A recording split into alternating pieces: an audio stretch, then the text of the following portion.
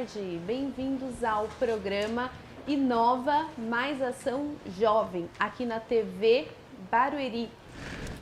Hoje estaremos com uma programação diferente, a estreia do nosso programa, então nós vamos ter uma participação ativa dos nossos estagiários aqui do Inovação Barueri. Temos convidados muito especiais e o objetivo desse programa de hoje em especial é inspirar você que está em casa, você que de repente não tem uma direção clara do que você vai fazer de vestibular, né? De que carreira você vai seguir na sua vida. Então, essas histórias de hoje com certeza vão inspirar você. Hoje eu estou aqui com um convidado muito especial, que é o Flávio Oziro, que a gente chama ele mais de Oziro. Primeiramente, muito obrigada por estar aqui conosco nessa tarde, é uma honra ter você aqui no programa. E antes do Oziro falar, eu quero só dar um briefing aqui para vocês da audiência, um pouquinho de quem é o nosso convidado de hoje. Então, o Oziro, ele começou a trabalhar aos 14 anos, ele veio da periferia de São Paulo, né? Ele teve uma história de superação dentro até da casa, da família dele, né? Que a família dele pensava de uma forma, ele já tinha um jeito mais arrojado, mais inovador de pensar. E aí ele trabalhou em fábrica de gesso, fábrica de gaiola, vidraçaria. Isso aí, dos 14 anos até os 18. E aí, aos 18 anos, ele decidiu ir morar fora do país, no Japão. E lá ele ficou até os 25 anos trabalhando em fábricas, né?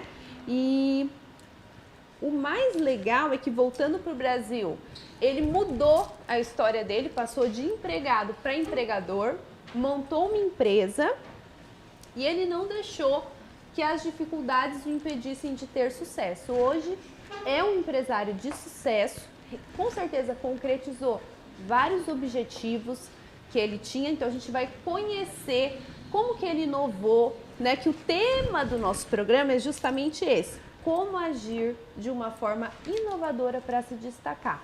Então eu gostaria que o Oziro falasse oi para a nossa audiência que está aí. Pode mandar um beijo para Yuri. Boa tarde, pessoal. Obrigado, Érica. Obrigado, equipe. Boa tarde. Tentar passar alguma coisa da minha história. Tomara que contribua alguma coisa para vocês aí, para o crescimento de vocês. Ah, com certeza. Porque assim, eu conheço o Oziro é meu amigo do meu esposo, e a gente sempre conversa, né? E a gente estava conversando, falei, Oziro, você precisa ir lá falar com os jovens, né? Foi até no final de semana. E aí, graças a Deus, deu certo dele estar aqui conosco no dia de hoje. Bom, para começar, eu queria que você contasse para a audiência que hoje você é um empresário de sucesso, mas não foi sempre assim. Então, como que foi lá no começo, na sua infância? Então, eu vim da periferia, né? Na zona leste de São Paulo, Itaquera, não sei se vocês conhecem. E vim de uma família muito humilde, nunca me faltou nada. E eu tinha um grande problema também, que eu não gostava de estudar. E meu pai pegava muito no meu pé. E desde muito cedo eu comecei a trabalhar, trabalhei em algumas empresas, bem novo, 14 anos de idade. Empresas pequenas, de vila, assim, sabe? Fábrica de gaiola, fábrica de gesso. E eu fui levando e ao mesmo tempo eu tinha um problema muito sério que eu não gostava de estudar. Não tinha jeito, sabe? Eu terminei o primeiro grau assim, na base da pancada do meu pai e da minha mãe. Mas isso vocês não devem fazer. Boa, Oziro. É a única coisa que vocês não devem fazer. Mas ao mesmo tempo, eu queria muito crescer na vida. E crescer na vida é muito subjetivo, né? O que é crescer na vida, né? Crescer na vida pra mim era ter uma boa casa, ter um bom carro, ser uma pessoa do bem, trabalhar e ter minhas coisas. Só que meu pai sempre me falava, você não estuda, você não vai ser nada, você não vai ser ninguém. E aí, com 18 anos de idade, praticamente ele falou, tá na hora de você tomar conta da sua vida, né? E foi aí onde que veio a história do Japão. E como que foi lá no Japão? Porque assim, você tinha alguém lá da sua família que estava lá e falou, Ziro, vem pra cá, aqui é bom, aqui tem oportunidade, você vai crescer. Ou você foi na cara e na coragem? Como que foi lá? Você teve esse suporte? Então, aí que tá. Eu convivendo esse tempo todo, dos 14 anos até os 18 anos, com essa briga de não gostar de estudar e meu pai me pegando muito no meu pé, porque eu sou da época que o pai colocava pra fora de casa mesmo se não estudasse, entendeu? Então ele começou a pegar muito no meu pé e com toda a razão, né?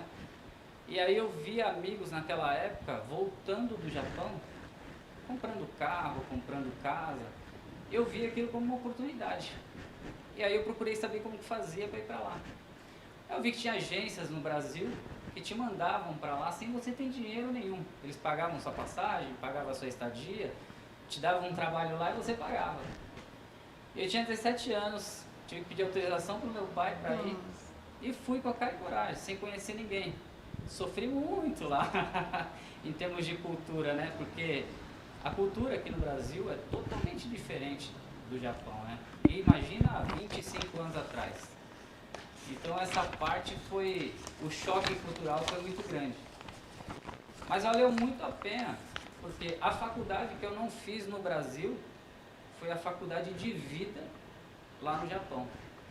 Eu cheguei com 18 anos de idade, sem dinheiro, sem parente, sem ninguém para me ajudar, em um país onde a cultura é extremamente organizada. Então o choque que eu tomei foi muito grande. Eu vou dar um exemplo para vocês. Eu chegava 8h01 na empresa, o meu chefe ele só faltava me matar. Porque 1 minuto para eles era assim, uma coisa para acabar o mundo de atraso. É porque é uma questão cultural. Exatamente. Né? Não é nem 1 minuto, é você se atrasou. Exatamente. Você teria que chegar antes, não depois, né? Isso. Só que pra mim, que estava vindo do Brasil, poxa, 1 minuto no Brasil Não é nada. não é nada. Então esse tipo de coisas que eu fui aprendendo naquele país e que eu fui absorvendo e fui aprendendo. E no começo eu ficava muito revoltado com o japonês, porque eles tinham uma cultura muito maluca. E eu ficava revoltado, queria até o ponto de bater num deles, né? Porque eu achava que eles não gostavam de mim. Só que aí com o tempo você vai aprendendo que aquilo te faz bem, te transforma numa pessoa correta. A disciplina, né? E quando você começa a fazer aquele tipo de coisa, te faz ser uma pessoa diferente. Principalmente depois que eu voltei para o Brasil. E Então você começa a falava ser o idioma? Nada. Nada, você aprendeu tudo. Você foi para um lugar que você não conhecia, sem suporte, sem dinheiro, sem falar o idioma e teve que se virar nos 30. Exatamente. E trabalhava 14 horas por dia. 14 horas por dia, é muito tempo. E o trabalho lá não é assim, você coloca uma peça aqui na máquina, olha para o céu, conversa com o amigo, não. É uma atrás da outra sem parar. Para ir no banheiro, você tinha que apertar um botão para alguém entrar no seu lugar. E ainda o chefe falava, vai rápido. Né? Então são coisas que foi muito dolorosa, muito difícil, mas eu te falo que tudo que eu aprendi lá em termos de disciplina, educação, né, isso que fez total diferença aqui. Porque ao longo da nossa conversa, vou passar algumas coisinhas para vocês que são jovens, que eu tenho certeza que muda a vida da gente. E como que era a questão lá, queria que você falasse 2 coisas. Como que era a questão da hora extra que você disse, que é culturalmente muito diferente daqui, né, dos nossos costumes do Brasil. E o que você aprendeu lá da cultura, assim, uns 2, 3 exemplos, que você, quando trouxe para cá, você implementou no seu dia a dia? Olha só, hora extra era uma coisa que, vamos supor, tinha 20 funcionários na empresa e precisava de 3, 4 funcionários só para fazer hora extra. Lá saía briga, porque todo mundo queria fazer. Porque pagava salário, muito, né? Ele se diferenciava nas horas extras, né? Então esse era um grande diferencial. Agora, em termos de cultura, assim, teve um caso que eu achei muito interessante, que isso eu nunca mais vou esquecer na minha vida. Eu fui comprar fruta em uma barraca que tinha perto da minha casa e não tinha ninguém. Lá estava a barraca de fruta, uma caixinha com dinheiro, e eu demorei para entender que eu tinha que pegar a fruta, colocar o dinheiro na caixa e pegar o troco.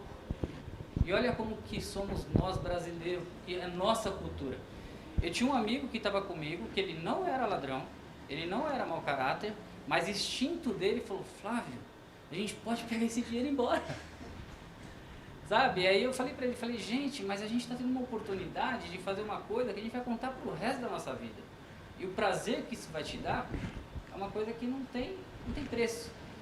Então isso aconteceu comigo e é uma das coisas também que me ensinou muito na vida, né? Você chegar ao ponto de ter uma barraca de fruta com dinheiro na caixa e a população ter essa consciência de que o seu é seu e o meu é meu.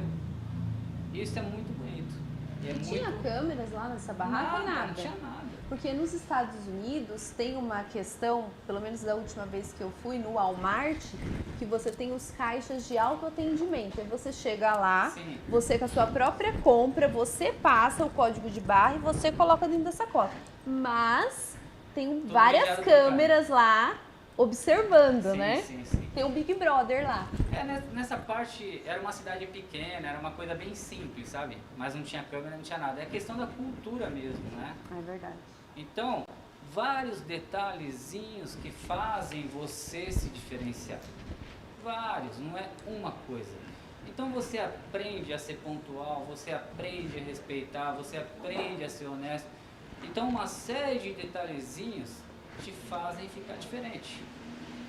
Lá no Japão é muito difícil alguém não falar bom dia, boa tarde, muito obrigado, pois não, por gentileza. São coisas pequenas, mas faz a diferença. É verdade. E quando você voltou do Japão, você ficou lá 7 anos, você iniciou uma empresa. Como que foi para você virar essa chave? Você passar de empregado para empregador. E essa sua primeira empresa teve êxito? Como é que foi essa experiência? Então, na verdade, essa mudança eu não senti muito, porque eu desde muito pequeno já sabia que eu ia ter que ser empresário.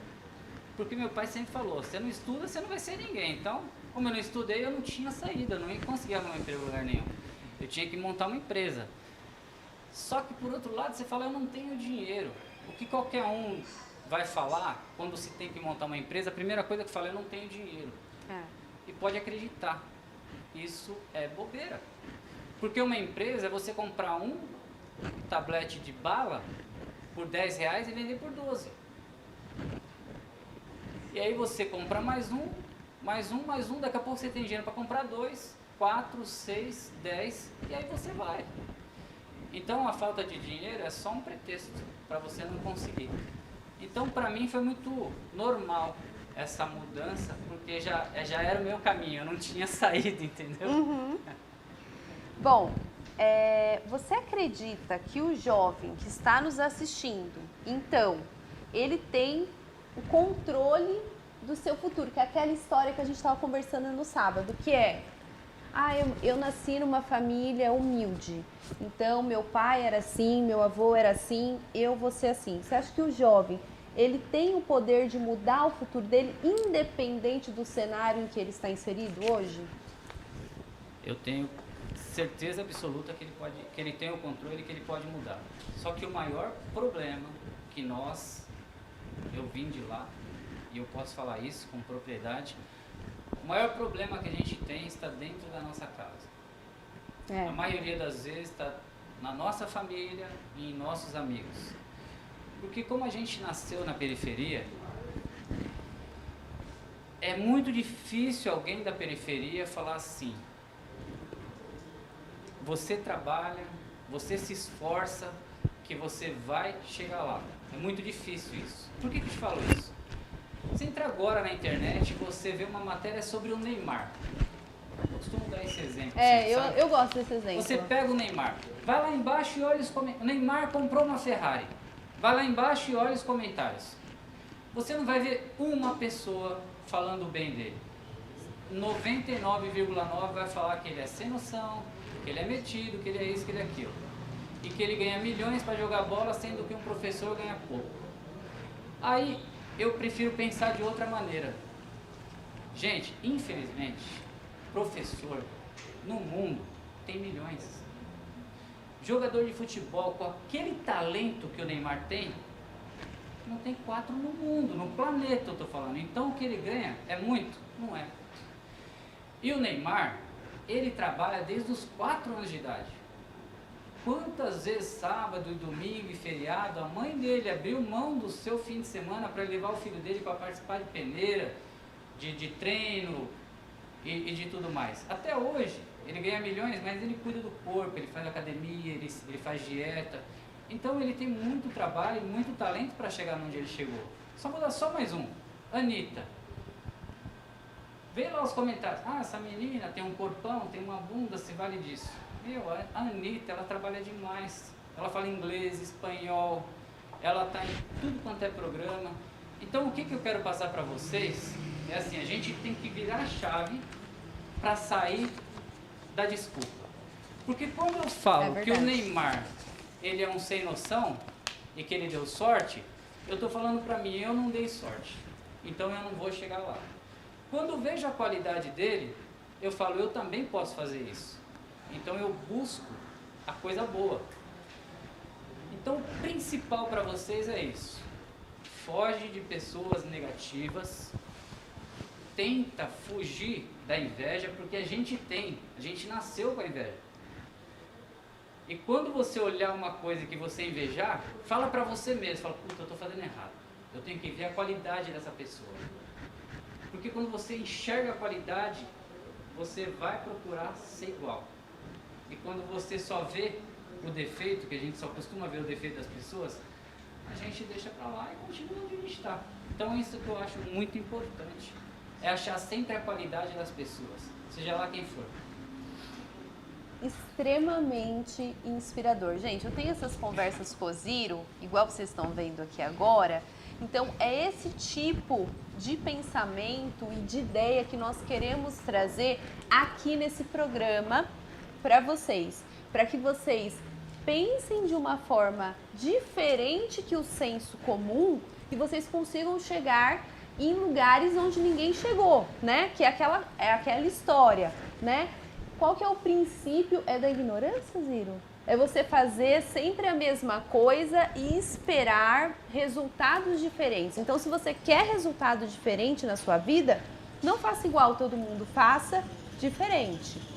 Bom, eu já quero começar a abrir, que esse programa aqui a gente fez diferente para vocês. Eu já quero começar com as perguntas. Eu tenho mais uma pergunta para fazer para o Ziro, mas eu vou deixar para o final. Eu vou primeiro abrir aqui para nossa audiência que veio nos prestigiar, os nossos queridos estagiários aqui. Uma parte da equipe está aqui conosco ao vivo e a outra parte está pela internet. Então, eu gostaria que a Alana começasse perguntando aqui pro Ziro. Fala lá, Alana. Boa tarde. Boa tarde, Alana, tudo tarde. bom? Tudo bem. A minha pergunta é a seguinte: você começou a trabalhar muito jovem e com apenas 18 anos já veio morar no Japão. Nessa etapa da sua vida, qual foi a sua maior dificuldade e qual foi o seu maior ensinamento? A minha maior dificuldade foi como eu falei para você, foi esse choque de cultura. Eu saio de um país onde, entre aspas, podia tudo. E eu chego num país onde tudo tem regra. Então essa foi a minha maior dificuldade. E eu estava no país dele. Eu não posso reclamar, eu tenho que dançar a música de lá. Eu demorei para entender isso também. Eu criticava ele na casa dele. Eu achava que eu estava certo. Então eu tive que entender que eu estava errado e que eu tinha que aprender a cultura dele. Então isso foi uma das coisas mais difíceis. E a outra pergunta? Qual o maior ensinamento? O maior ensinamento foi exatamente isso. É ter um pouco mais de disciplina, acreditar um pouco mais em mim e saber que essas coisas pequenas fazem a diferença. Muita diferença. E a coisa é muito pequena. Você fala, que nem eu já falei, falar um bom dia para as pessoas, né? Falta muito isso hoje. As pessoas entram no ambiente e nem olham para a cara da outra. falar um bom dia, um boa tarde, um boa noite, um muito obrigado, né? Quando você falar para uma pessoa que você vai retornar, retorne, mesmo que você não tenha informação, só para falar para ela que você não conseguiu ainda e que você vai ligar depois. Gente, isso aqui, ó, e faz a diferença gigantesca, né? Às vezes tem uma pessoa que estudou na melhor faculdade do planeta, mas é mal educado, e não consegue nada na vida, né? É verdade. E tentar falar a linguagem mais clara possível para as pessoas, né? Até a Erika falou, coloca o CEO da Mackey, não gosta, ainda mais que eu vou falar para os jovens, sabe? Eu tenho uma empresa e ponto. Então essas coisas eu acho muito fundamentais. É verdade, eu também até gostaria de complementar essa questão que você falou, a pessoa estudou na melhor faculdade do mundo. E é uma coisa até que eu falo para os meninos que estão aqui comigo, né? Que é o quê? Às vezes você é muito inteligente, mas o que você faz com a sua inteligência? Você aplica ela ou não? Porque eu tenho pessoas que eu já trabalhei que não eram assim tão inteligentes, porém eles se empenhavam tanto que eles passaram na frente daqueles que se diziam muito superiores a eles. Então, eu acho que o importante é o quanto você se aplica em fazer as coisas, sim, a sua dedicação diária. Bom, querido Jonathan Queiroz, nossa pessoa aqui conosco. Ali, ó. Parabéns. Jonathan, você faz qual curso mesmo lá no TB? Eu faço manutenção e suporte. Manutenção e suporte. Jonathan, faça a sua pergunta para o nosso convidado. A minha pergunta é quais foram as ideias inovadoras que te levaram ao sucesso? Então, ideias inovadoras é uma coisa muito interessante que você está perguntando. Tudo que eu vou fazer na minha vida, eu procuro entender o que existe no mercado, quem são os melhores e, além disso, o que eu posso melhorar. Então, sempre eu fico quebrando a cabeça de como melhorar em tudo que eu vou fazer. Então, por exemplo, você vai fazer um trabalho da escola. Como que é esse trabalho que você tem que entregar impresso? Eu sou da época do impresso ainda, hoje é no computador, né? Aí você tem um trabalho lá que você coloca, você tem a sua capa, mas o que mais que dá para fazer, né? Então é sempre isso que eu fico pensando. Tudo que eu faço tem que ser diferente. E diferente não requer dinheiro, requer pensamento. Você quebrar a cabeça para ser diferente, em tudo. Eu sou funcionário de uma empresa onde tem 20 funcionários. Como que eu posso ser melhor? Não é melhor na arrogância, sabe? É se destacar. Então, eu vou chegar 10 minutos mais cedo porque eu vou me organizar. No horário certinho eu já vou estar na minha mesa trabalhando. Bateu o sinal, eu não preciso sair correndo. Eu vou ficar lá, desligo meu computador, deixo tudo organizado para o dia seguinte. 10 minutos a mais eu vou embora. Você percebe que 5 minutos a mais, antes e 10 minutos a mais, parece que é muita coisa, mas não é. Mas isso faz com que você se diferencie muito das outras pessoas. É verdade. Aí vem a turma que vai te chamar de puxa-saco, que é mais uma barreira na sua vida para você desanimar. E você tem que passar por essa também. Se você quiser chegar em algum lugar, você tem que ser diferente. Obrigado. Excelente, excelente. Bom, nós temos aqui também o nosso querido Anthony. Falei certo, né, Anthony? Fala para nós o curso que você estuda no ITB, que ano você está e pode fazer a pergunta. Eu estou no 3º ano, faço o curso de redes computadores e a minha pergunta é como o senhor lidou com os comentários negativos e como nós jovens podemos encarar esses tipos de comentários? Eu costumo falar para as pessoas que eu não gosto de elogio. Elogio vem de uma coisa que eu fiz certo e se eu fiz certo é porque eu sei. Então não me agrega elogio. Eu gosto é de crítica. Crítica é porque eu errei em algum lugar e eu não percebi e a crítica vai fazer com que eu olhe. Então uma coisa que eu falo para vocês, aprendam a gostar de crítica. Não dê valor a elogio. Aqui no Brasil a gente aprende a gostar de elogio. Elogio aqui é importantíssimo. E a crítica é ruim. Lá no Japão é o contrário.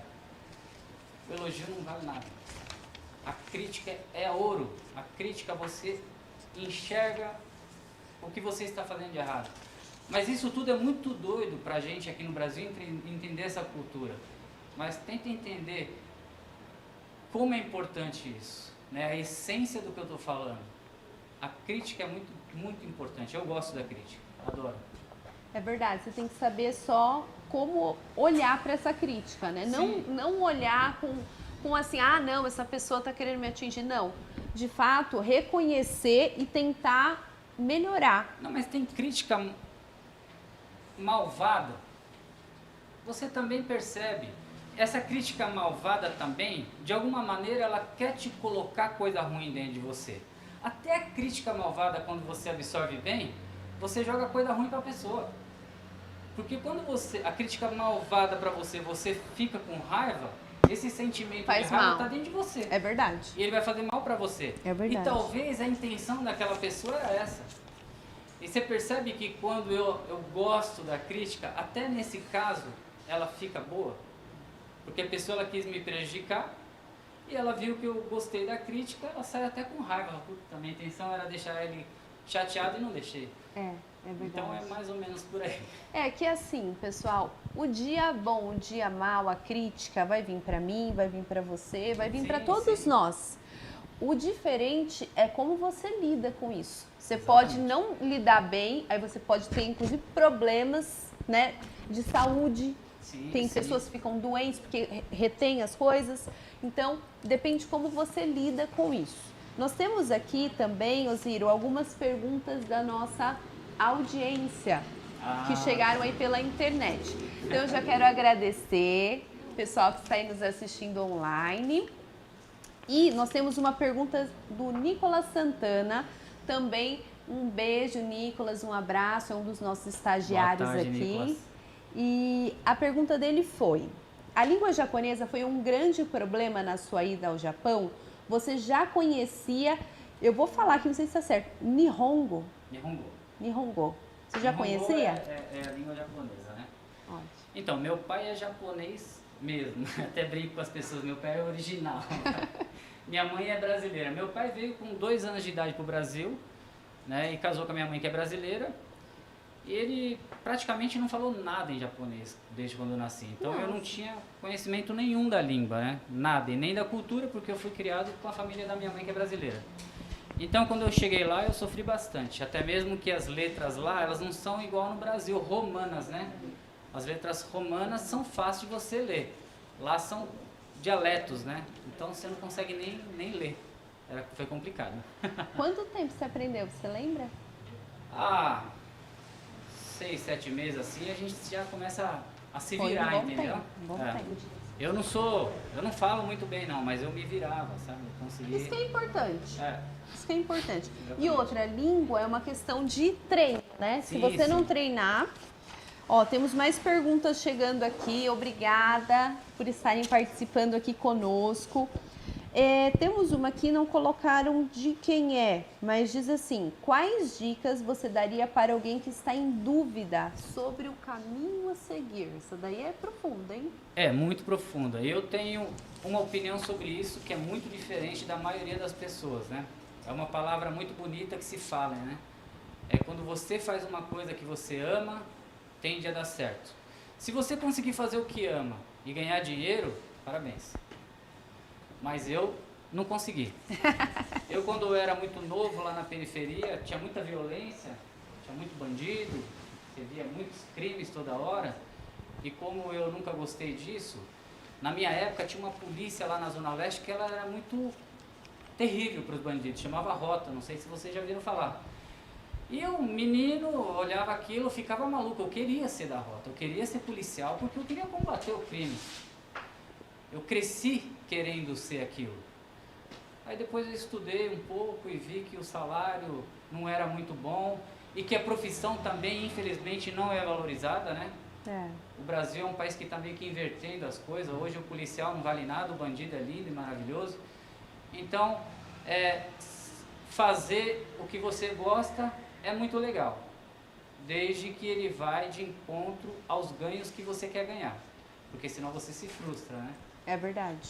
Então, eu acho que quando a pessoa está em dúvida, minha opinião, é estudar o que se encaixa nos padrões financeiros que essa pessoa quer ter, né? Porque tem gente que não almeja muita coisa, tem gente que almeja médio, tem gente que almeja ficar milionário. Então a primeira coisa é você perguntar para você o que você quer ser. Ah, eu quero ser milionário. Ah, então, entre as duas coisas, procure o que vai dar mais dinheiro, né? Se tiver indeciso. Vocês viram que o Ozir é uma pessoa objetiva, né, pessoal? Então, você traçou o objetivo Sim. e você vai atrás dele. É assim que ele toma as decisões da vida dele. E é bom porque você, de fato, igual ele disse, você não se frustra. Porque não adianta você querer ser milionário e escolher uma profissão que não vai te levar a isso, né? Muito bem. Mais uma pergunta da Bruna Maier. Como é olhar para trás e ver toda a dificuldade que você passou? Ah, isso é gratificante, né? Muito gratificante, porque, que nem eu te falei, eu tenho um problema muito sério, que eu nunca gostei de estudar. E eu já estava fadado a não dar certo na vida, porque estudando já é difícil, sem estudar então complicou de vez. É verdade. Então eu tive muita torcida contra mesmo, né? Natural, da própria família, de amigos. Fala, pô, esse menino aí não quis fazer faculdade, vai ser um zero à esquerda, né? E aí eu consegui trabalhar e conquistar as coisas e hoje eu tenho uma vida diferenciada, então isso é muito gratificante. Ótimo. O Patrick Rocha, também da nossa audiência, perguntou assim, na verdade ele pediu, né? Dê-nos um conselho para o futuro. Essa audiência tá demais hoje, hein, Oziro? É isso aí. O conselho que eu dou é sempre esse, é sempre a gente mudar a nossa cabeça. A cabeça é tudo. A sua cabeça faz você chegar onde você quiser. Então, pense positivo, pense grande, saia de perto de pessoas negativas, pessoas que não te agregam nada. Tenta não ter inveja de ninguém, tenta procurar enxergar a qualidade das pessoas que de alguma maneira venceram, porque se venceu é porque tem alguma qualidade. Então, o que eu penso muito é isso, é cabeça. Muda a sua cabeça que você vai chegar lá. Isso é de certeza absoluta. Mais uma pergunta do nosso internauta, Vladimir Celestino, Nil, um dos nossos apresentadores aqui do programa Governo 4.0. Obrigada, Nil, pela audiência. Ele diz assim, qual a sua experiência com a tecnologia no Japão? A minha experiência com tecnologia é zero. Embora lá é um país super tecnológico, não é de hoje. Já 30 anos atrás era super tecnológico, mas como eu te falei, eu fui para trabalhar braçal mesmo, fui para trabalhar em fábrica, chão de fábrica, de operário, lá no escritório eu não passava perto.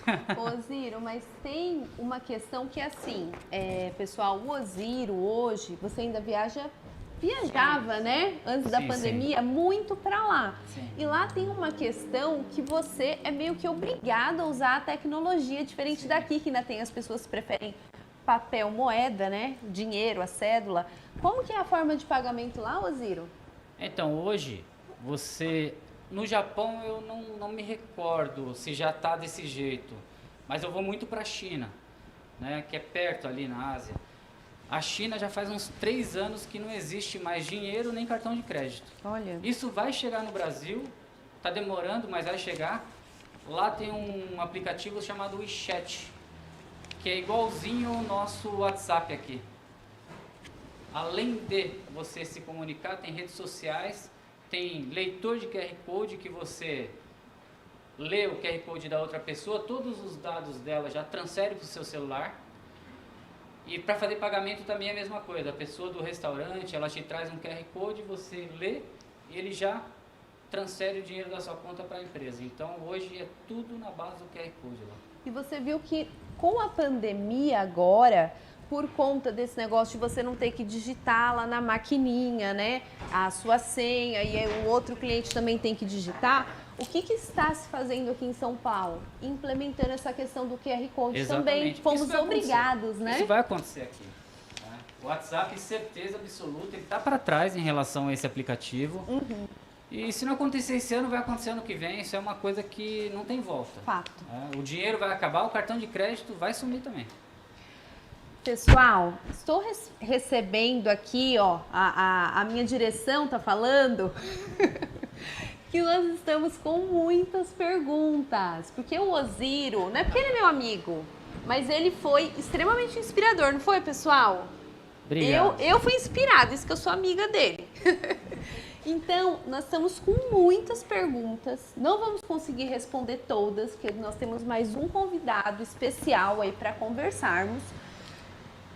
Ao longo dessa live, nas nossas plataformas digitais, nós vamos tentar responder aí as demais perguntas, tá?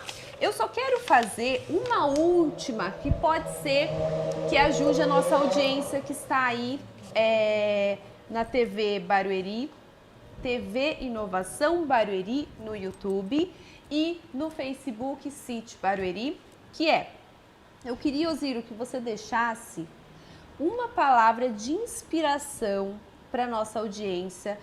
Pode ser de algum fato que você pode considerar na sua vida, uma situação que você passou, que você venceu, porque você não olhou para a limitação, você não olhou para o lugar onde você vivia, para a família que você tinha, que você não nasceu em berço de ouro, com pai e mãe te dando tudo. Eu tive a mesma experiência que você. Então, eu gostaria que você desse uma palavra de inspiração para esse jovem que está nos vendo e, de repente, ele tem essa mesma situação hoje. É uma coisa que eu já venho falando ao longo da nossa conversa e vou sempre repetir. Não tenha vergonha de perguntar quando você não sabe do assunto. Pergunte 1000 vezes. Não tenha vergonha de ser diferente dos seus amigos, né? E acredite que é possível todo e qualquer sonho que você tiver. Sonho que eu falo, vamos falar de material. Você pode ter um Fusca, você pode ter um Astra, você pode ter um Porsche, você pode ter uma Ferrari. Tudo isso é possível, tem que saber o que você quer primeiro, planejar e depois executar, né? Então, vá em frente, faça o que você acredita e não desista nunca. Oziro, deixa eu falar uma coisa pra você. Gente, o Oziro, a gente chama ele de Oziro sem Insta. Porque eu não tenho Os Insta. amigos, porque ele não tem. Vocês acreditam nisso? Eu não tenho rede social. Ele já pode ser o quê? Coach, não é, pessoal? Porque ele é muito inspirador. Já dá pra você ser até youtuber, Oziro. Oziro, eu quero agradecer demais por você Obrigado estar vocês. aqui. Assim, foi muito inspirador pra mim a sua participação. Acredito que para os meninos também, tá? E gostaria que você fizesse suas considerações finais, se quiser mandar um abraço para alguém, para nossa audiência. Obrigado ao público da Érica, obrigado a vocês aí, que não sei se vocês estão vendo aí de casa, o pessoal aqui da produção. E foi um prazer, e sempre que precisar, pode contar comigo, que eu não tenho rede social, mas para ele você pode me dar o meu WhatsApp, qualquer pergunta que vocês quiserem, vocês podem me fazer. E eu vou ficar muito feliz se eu puder um dia contribuir um pouquinho para o crescimento de vocês. Uma palavra, às vezes, fica na cabeça e você pode usar isso para o resto da vida que funciona. É verdade. É isso aí. Muito obrigada, Obrigado viu, a vocês. Oziro? Bom, pessoal, agora nós vamos receber aqui no segundo bloco do programa uma pessoa também muito inspiradora, que é o Ulisses. O Ulisses, ele tem 24 anos, 25, fez 25. E ele é também, como os nossos queridos estagiários, formado no ITB, que é a FIEB, né? Ele fez o curso de informática para a internet, ele tem graduação na FIAP, especialização na PUC São Paulo. Ele começou a carreira dele aqui comigo. Foi o primeiro emprego do Ulisses, foi aqui no CIT, na época se chamava Ciprodan, não era nem aqui nas nossas instalações atuais. E ele também, né, como todo começo, ele teve dificuldades, assim como muitas pessoas têm no começo, não é todo mundo que começa já ganhando prêmio internacional, né, Ulisses? A gente começa por baixo, né? Na dificuldade. Só que ele provou para muitas pessoas que quando você se dedica, você se esforça, é melhor do que você de repente ser um superdotado, porque você pega aquela habilidade que você tem e você usa e de uma forma exponencial. E aí o Ulisses, ele não só usou essa habilidade, como teve a sua habilidade reconhecida, que ele ganhou um prêmio internacional pela IBM, que não é qualquer um que ganha, né? Atualmente ele trabalha na ReHap Brinquedos como UX designer. Chique, chique como ele. Muito bem, Ulisses, obrigada por estar aqui. É um prazer imenso ter você aqui, é uma realização para mim, Sim. viu? Porque os meninos que estão começando agora, eles veem você e eles falam, poxa vida, eu posso chegar num lugar como ele. E muito jovem ainda você, né? Por favor. Então, eu gostaria que você, primeiramente, desse um oi para nossa audiência. Oi, gente, tudo bem? Bom, para mim é uma viagem no tempo, foi onde começou, na época era o Ciprodan, então, para mim eu estou muito feliz de estar aqui e poder compartilhar um pouco do que eu tenho feito nesses anos. Que bom, Ulisses. Olha, primeiramente, eu queria que você dissesse para a nossa audiência como que você escolheu. Eu vi muitas perguntas chegando aqui para o Ziro, questão de carreira, futuro, como que eu escolho. Então, como que você escolheu essa profissão? Porque, olha, pessoal, ele começou nessa profissão no ITB e deu continuidade na faculdade e pós-graduação. Então, como que foi essa escolha? Foi fácil, foi difícil? Você já acertou de primeira? Eu sempre gostei de criatividade e eu acho que a tecnologia permite a gente fazer muitas coisas. Então, o trabalho que a gente faz impacta diretamente a vida das pessoas. Então, desde quando eu fui web designer, já fui front-end, hoje eu trabalho como UX. E todo o nosso trabalho pode causar um impacto muito grande numa população, na sua empresa, numa conversão. Hoje eu trabalho com varejo, mas eu já vim de empresa de tecnologia aqui também. Então, o nosso trabalho é muito vivo. E eu sempre quis fazer parte dessa evolução, que só cresce, com certeza. Ulisses, para os meninos aqui que estão começando, eles são estagiários. O Ulisses, pessoal, para quem não sabe, eu quero que você conte, Ulisses. Como foi o início da sua carreira aqui? Você prestou, você fez Eu fiz o concurso. Um concurso. Estava com muita demanda e não tinha um web designer na época. Eu fiz o concurso, eu passei e entrei, enfim, foi um mundo novo para mim. Eu entrei aqui no sítio com 19 anos. Eu tinha só a bagagem acadêmica do ITB mesmo. E eu já entrei com projetos em andamento, projetos muito grandes e, enfim, meu primeiro projeto foi a reformulação do FAQ, do portal de Barueri. Depois a gente trabalhou junto. Posso abrir um parênteses? Ó, pessoal, só para vocês entenderem, é que assim, eu fiz a coordenação do Ulisses quando ele chegou. Completo. Ele foi me dado, falou, toma conta do menino que chegou. Fomos um par por muito tempo. E aí, só para vocês entenderem, nós tínhamos 2 web designers formados. E eles saíram, eles foram para a iniciativa privada.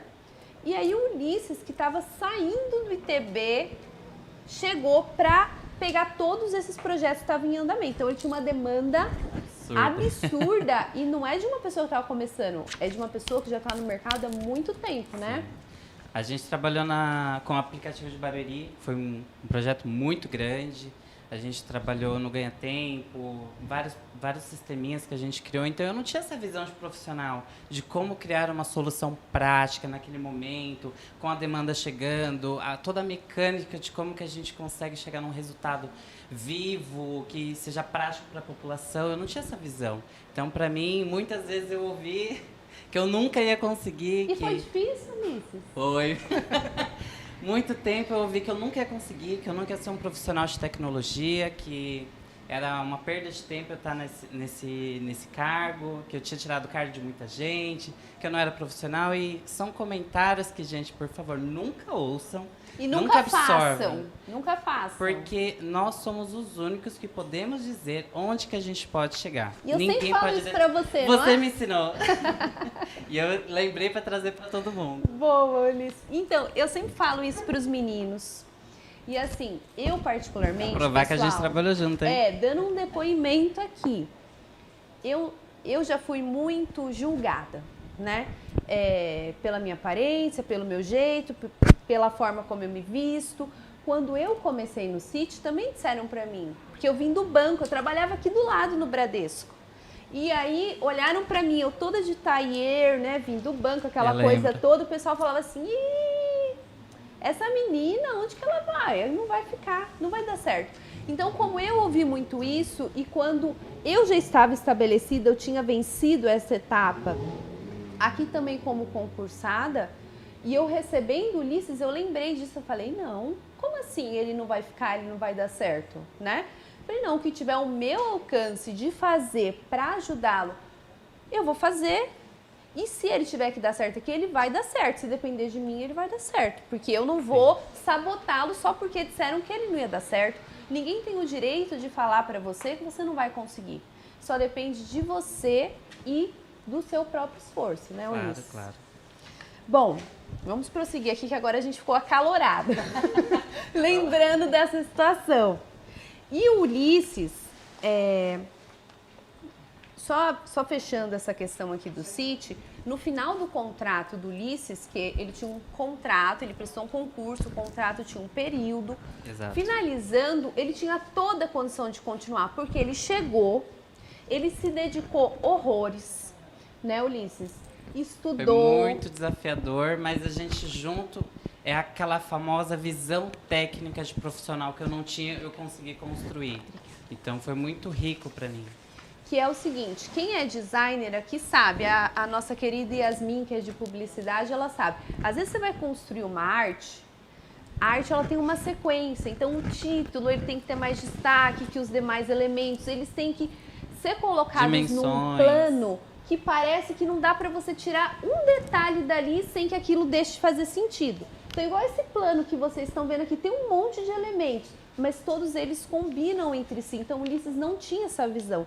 Então, ao passar do tempo, nós fomos construindo essa visão e ao final do período dele aqui no sítio, ele tinha toda a condição de continuar. Mas por uma questão da nossa chefia, falar assim, não, ele não vai continuar. Porque já tinha definido isso no primeiro dia que ele tinha iniciado, né? Que foi uma gestão anterior. Era para eu durar 24 horas.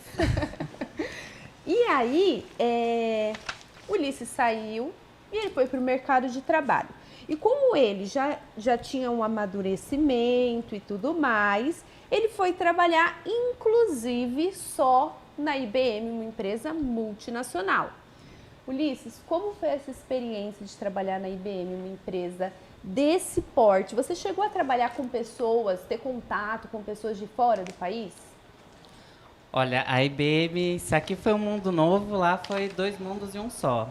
Era um ambiente totalmente bilíngue, a gente não usava a língua portuguesa para nada, nem nos horários de almoço, que estava tão condicionado já a usar inglês. Nossa! Eu entrei para trabalhar no time de marketing. Então, eu fazia o controle de qualidade dos projetos digitais e também analista de sistemas. Então, eu criava alguns sisteminhas, algumas manutenções, mas o meu papel principal era controle de qualidade das entregas. Trabalhei aqui no Brasil, claro, mas a minha chefia era toda no México, Estados Unidos, Canadá, enfim. Os projetos que eu iniciava, eu mandava para a China, para o Canadá, para a Europa inteira, para eles, enfim. Eu estou com um projeto e eu tenho um desenvolvedor lá na Argentina. Então, foi literalmente, eu trabalhei no mundo todo em um ano e foi assim, a mudança da minha vida. Eu fui apresentado para metodologia ágil, eu fui apresentado para projeto, essa visão de porque aqui no Brasil a forma de trabalho é muito diferente. A gente ainda está engatinhando em alguns pontos. A própria profissão de UX é nova. Ela nasceu... Vamos fazer um parênteses? Vamos. Explica para nossa audiência o que é, que a gente geralmente fala web designer, Sim. que a gente é mais, né, simples. O que é um UX designer? Tá, vamos lá. É uma profissão nova. Eu sou um designer de formação e eu me especializei em usabilidade. O que é usabilidade? É transformar todos os meus projetos em foco no cliente. Eu pego soluções, decisões de negócios. Eu vou dar até um exemplo que hoje eu trabalho no grupo da ReHap, então eu contemplo a ReHap, a PB Kids, a ReHap Baby. Hoje a gente tem um aplicativo de entretenimento com possibilidade de venda. Essa era a decisão de negócio da época. Hoje eu trabalho, é um time novo, devido à pandemia a gente está completamente novo. A gente está renovando algumas decisões de negócio. O projeto que eu estou trabalhando, estou no meio de uma design sprint sobre isso. A decisão de negócio o app tem que ser rentável, ele tem que ser comercial. Então, eles passam essa demanda. O que o Ulisses faz? Eu faço pesquisa, eu entro em contato, eu pego pontos de dor do cliente, eu traço toda a jornada dele dentro do aplicativo para entender qual é o pensamento, qual é o seu comportamento dentro daquela como posso dizer, plataforma digital. Então, eu estudo o cliente para trazer soluções para eles. Hoje eu estou no varejo, então o meu foco é criar conversões mais saudáveis. Mas não deixa de ser um designer de estratégia. Eu crio estratégias e soluções digitais. Chique. Inclusive, já estão chegando aqui muitas perguntas, eu já vou fazer. Só continuando aqui no raciocínio da IBM, a gente tem que falar sobre isso. Porque eu me senti realizada com isso. Mas você fez parte disso. Ulisses ganhou um prêmio que é um certificado e gratificação de desempenho em projetos. Aí, como o Ulisses fala inglês até na hora do almoço, eu vou pedir para você falar aqui o nome em inglês, Ulisses, que eu não sei dizer. O meu... Aqui não tem... não. Aqui, ó. Isso. Aqui não tem o nome do meu projeto. Eu ganhei um reconhecimento da IBM from Digital Engagement Service LA, que é Latinoamérica, que é onde era o meu grupo. Chique. Deixa eu ele falar. É um reconhecimento de comunicação digital. De todos os projetos que eu trabalhei, que eu trouxe para mostrar para vocês, que a Erika me pediu, eu nunca tiro de casa, durmo com ele. E assim, esse reconhecimento foi por um projeto ou foi por um conjunto de projetos que você desenvolveu? Sim. Na realidade, foi um compilado de coisas. Eu entrei como QA e analista de sistemas. Trabalhei nos projetos junto com o pessoal. Eu era muito focado no México, na China e no Canadá. Eu tive poucos projetos nos Estados Unidos nesse período, mas a mudança foi aí. Com menos de 3 meses, eu já estava dando treinamento para outros profissionais. Nossa! Então, eu estava ensinando as pessoas que entravam. Então, eu dava dicas, acompanhava toda a jornada deles, dava apoio. Eu era a Erika. Então, no meu 4º mês, eu fui convidado para participar dos projetos especiais, que foi a criação do primeiro time ágil. Eu não sei se vocês conhecem a metodologia ágil, que não era implantada na IBM na época. A gente usa aqui, inclusive. Muito bom, a gente continua, hein? E foi criado, eu fui convidado a participar, e eu participei do projeto da Heineken, do Banco do Brasil, enfim. E a minha performance sempre foi muito positiva. Meus indicadores eram altos, assim, os retornos eram muito positivos. E esse reconhecimento foi realmente da performance positiva, num curto período de tempo, que eu consegui receber esse prêmio. Maravilha. E olhando para trás, Ulisses, não é tanto tempo assim que você é um menino novo, né? Sim. Mas assim, como que você se sente de ter começado? Vocês viram que palavras duras que ele ouviu, né? Só que ele, ao invés, igual o Oziro disse na entrevista anterior, ao invés de você usar isso de uma forma ruim, uma forma negativa, ele usou isso como uma plataforma para ele avançar. Então, ele pegou as pedras que jogaram nele, ele fez uma escada para ele poder subir mais rápido, né? Como que você se sentiu de começar assim tão desacreditado e tá recebendo um prêmio desse porte?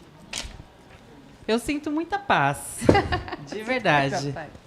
Porque eu sou uma pessoa que eu gosto muito do que eu faço e eu não, por mais que as palavras sejam duras, você sabe muito bem que foram muito mais que isso, mas eu não, de forma alguma eu posso deixar absorver, então o que faltava eu quis mudar. Se me faltava base, eu fiz faculdade. Se eu queria entrar numa empresa internacional, eu aprimorei meu inglês.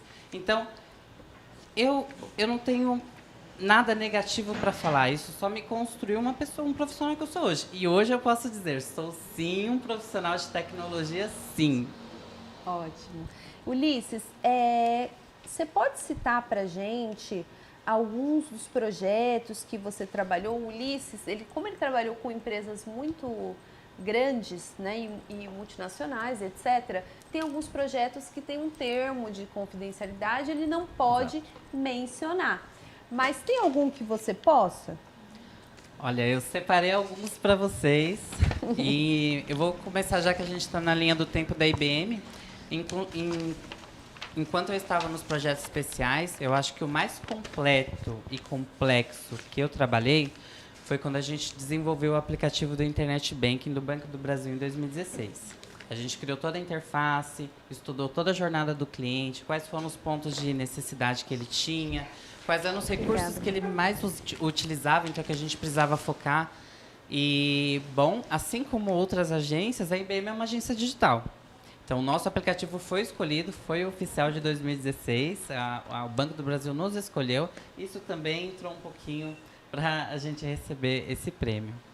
Depois da IBM, eu trabalhei num grupo de empresas. A gente tinha 3 frentes lá. A primeira que eu enfrentei foi o RP. Então, eu reformulei todo o PDV, toda a interface que engloba as lojas físicas e também quem utilizava na internet. Participei de alguns eventos corporativos para expor a nossa marca, aquelas feiras de tecnologia, enfim, não sei se vocês conhecem. E foi muito positivo. Uma segunda frente que foi a principal. Eu trabalhei num e-commerce de acessórios de camping, de esportes, e nós reformulamos absolutamente tudo. Nossa.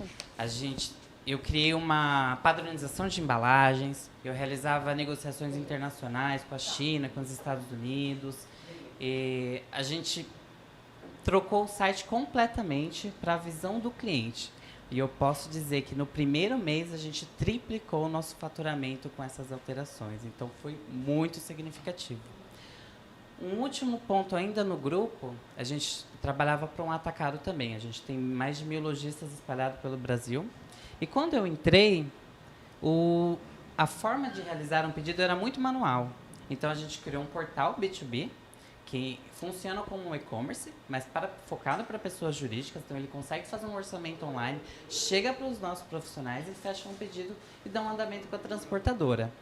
Isso foi muito bem aceito pelos clientes, foi muito mais rápido para eles, para saber o nosso sortimento, o que a gente tinha e quais eram as formas de pagamento.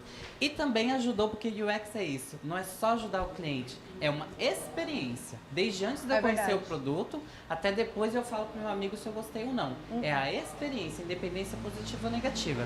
Ajudou os nossos colaboradores, enfim. Isso só aumentou o nosso faturamento, inclusive mudamos de regime fiscal, de tanto que explodimos de vender com essas melhorias. Tá vendo? Isso que é importante, você vê que o seu trabalho está gerando resultado, né? Temos perguntas chegando aqui dos nossos internautas, muitas perguntando a respeito da sua profissão. O Danilo Ramos, ele pergunta, como é ser um UX designer? E eu também já queria costurar essa pergunta aqui na minha, que na verdade o seu cargo é UX e UI designer. Isso. Sênior, hein, pessoal? Não é qualquer coisa, hein? Atualmente o Ulisses, ele tá na ReHap e eu já quero aproveitar para agradecer a Naline Delboni, que liberou ele para estar aqui conosco hoje. Muito obrigada. Explica um pouquinho do que você faz lá na ReHap para o pessoal. Certo. Bom, eu trabalho com performance digital e entendimento da experiência do cliente. Eu pego, igual disse anteriormente, eu pego pontos de dor e crio estratégia em cima delas. Isso pode ser tanto na interface, quanto no o nosso a nossa empresa quer fazer naquele projeto. Então, eu tenho que traduzir toda essa necessidade de negócio focada no cliente para que eu resolva um problema dele. Eu posso conduzi-lo para uma conversão, se eu quero que ele encontre uma promoção específica, se eu quero ajudá-lo a encontrar um serviço ou saber utilizá-lo da melhor forma. Então, tudo isso é a experiência do usuário. Mas falando sobre o cargo em si, UX, User Experience, experiência do usuário. Então, essa é uma parte que eu uso vamos dizer, estratégia para entender como funciona, como se comporta, o que come e o que vive os nossos usuários. Então, a gente trabalha muito com pesquisa de campo, a de guerrilha que a gente chama, que é quando a gente vai nas ruas testar um protótipo. Aí entra o UI, User Interface. Então, eu crio interfaces pro usuário testar. Voltando para o exemplo do aplicativo. Se eu estou testando uma ideia, eu não vou criar um aplicativo final. Óbvio. Completo. Eu vou fazer um rascunho, um wireframe, que a gente chama, e no UX a gente usa muito protótipos navegáveis. É um site comum, site igualzinho um site, que ele tem o comportamento de um site, mas ele é só um sketch. Ele é só um wireframe que se mexe. Ele não tem as funcionalidades Exato. Programadas, é só o layout. Exato. Então, o cliente sabe da disposição dos elementos, ele sabe o que ele vai ter ali, aí a gente entende, será que ele está fácil de usar? Será que ele consegue entender o que eu quero? Se eu quero vender nessa página, está claro para ele? Se eu quero puxar uma avaliação, se eu quero saber o feedback dele, qual é a hierarquia da informação? Está vindo primeiro o preço, só que eu não quero vender agora, eu quero saber o feedback do cliente. Então, toda essa disposição é a interface. A gente vai nas ruas, a gente apresenta para os clientes, ou então, agora com a pandemia, como não dá, a gente faz muitos testes online. Eu trabalho com brinquedos. Então, brinquedos é um universo triplo. É a mãe, o filho e alguém que quer presentear. Pode ser uma avó, pode ser um sobrinho. Então, é muito mais fácil eu ter contato com esse tipo de pessoa. Igual na minha antiga empresa, era um e-commerce de acessórios. Eu precisava de alguém que fizesse alpinismo. Então, aqui é um universo que, no UX, as possibilidades que a gente tem. A gente, mudando de área, mudando de foco, a gente consegue extrair o máximo de informações. E eu tô aqui para transformá-la em estratégia. É isso aí. Ulisses, estamos com muitas perguntas chegando. Hello. E temos aqui a nossa audiência aqui, que são os nossos queridos estagiários. E nós vamos começar uma pergunta aqui da Yasmin Costa, que ela se apresenta para ele, Yasmin. Fala seu curso, que ano que você está. Boa tarde, eu sou a Yasmin, como a Erika falou.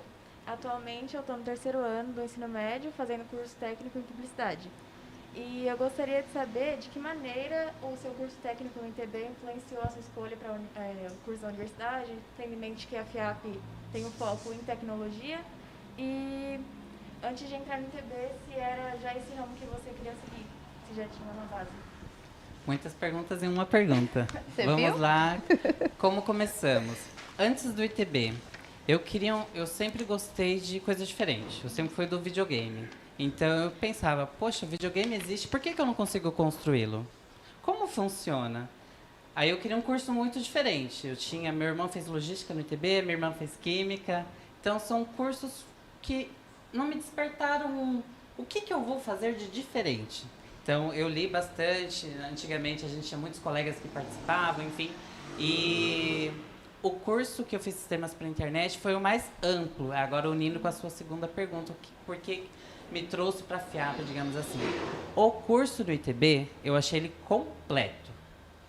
Eu trabalhei tanto com design, eu trabalhei com programação, publicidade, decisão de negócios, mercado. Então, eu tinha 22 matérias completamente diferentes e que me prepararam realmente para ter uma visão de negócio do mercado de trabalho.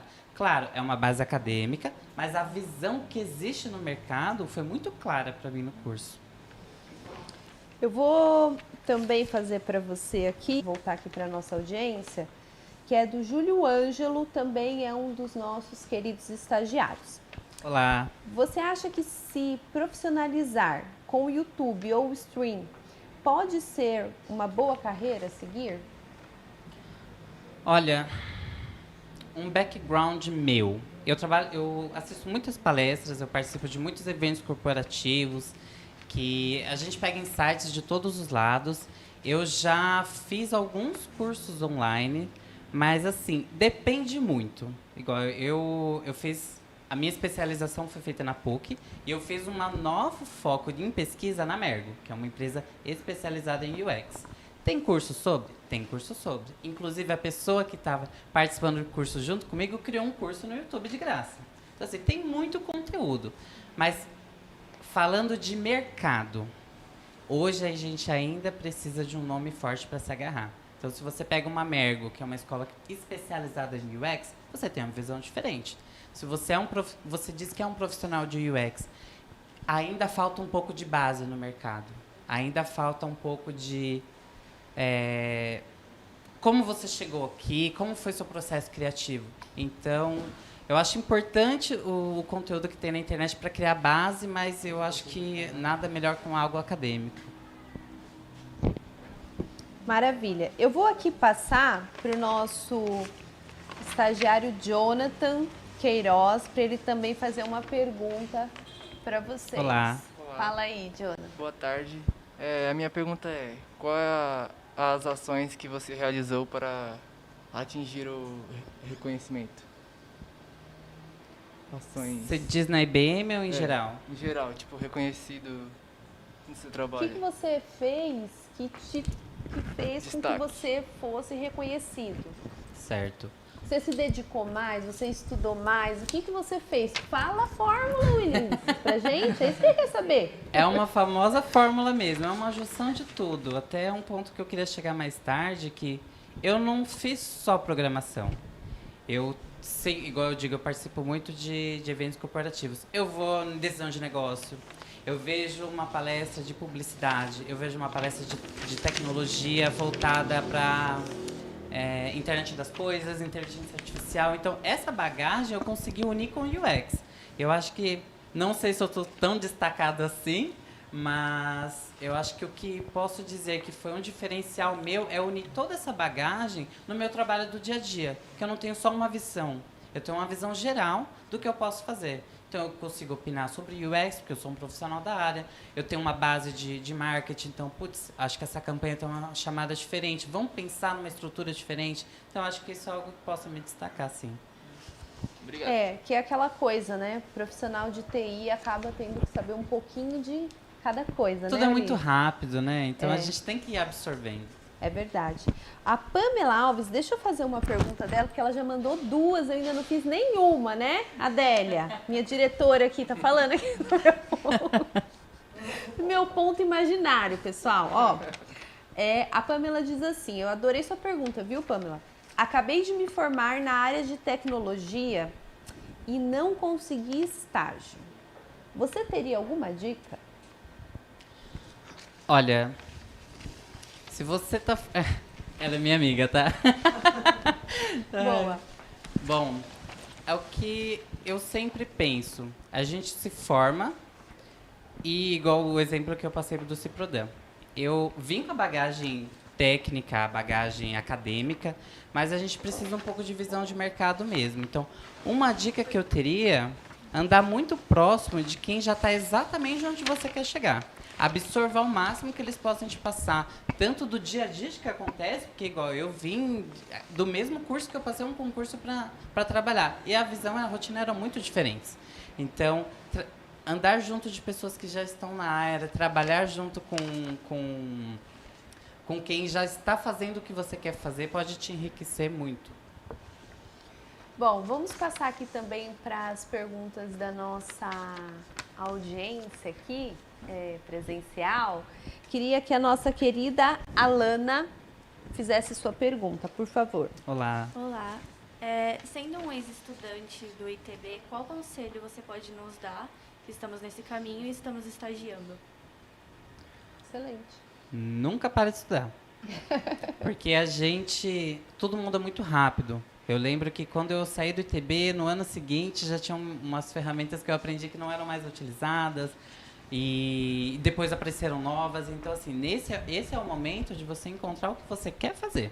Então esse é o momento de você absorver ao máximo das pessoas ao seu redor. A Érica, para mim, foi super inspiradora, que ela tinha uma visão de negócio, vindo do banco, comportamental. A gente vê na escola, a gente não tem essa visão comportamental de empresa, de como lidar numa situação de pressão, de como chegar numa solução rápida, mas assim, efetiva, não realmente um paliativo.